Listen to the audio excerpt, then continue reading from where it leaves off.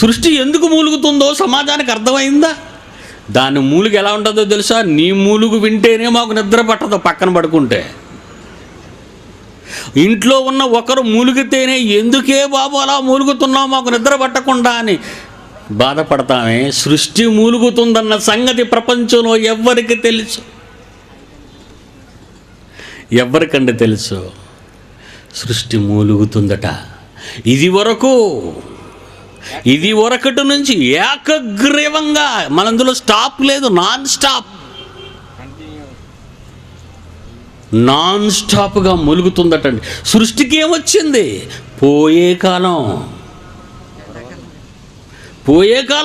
ఎవరి వలన? మన వలనే. ఎందుకంటే ఒకడు ఇంజనీరు, ఒకడు డాక్టరు, ఒకడు మంత్రి, ఒకడు నక్సలైటు, ఒకడు ఉగ్రవాది. ఎవరు బాగుపడుతున్నారు ఈ సమాజంలో చెప్పండి? క్రైస్తవ కుటుంబంలో ఒక సంఘ కాపరిని అడిగితే, ఏంటయ్యా నీ పిల్లల సంగతి ఏంటంటే, దేవుడు మా పిల్లలందరినీ దీవించేసాడండి. ఎలాగా? ఒకడు ఇంజనీరు, ఒకడు డాక్టరు, ఒకడు ఐఏఎస్, ఒకడు ఐపీఎస్. అవునండి. పాస్టర్ ఏమంటాడు? దేవుడు మీ కుటుంబాన్ని ఎత్తి పట్టుకున్నాడమ్మా అంటాడు. ఎక్కడికి? ఎత్తేయటానికి. దేవుని యొక్క మహాజ్ఞాన గ్రంథం బైబిల్లో మహావిజ్ఞానపు సంగతులు వ్రాయబడితే వాటిని నేర్చుకోలేని నీవు నేర్పించని నీ పిల్లలకు నిన్నెందుకు భరించాలి ప్రకృతి?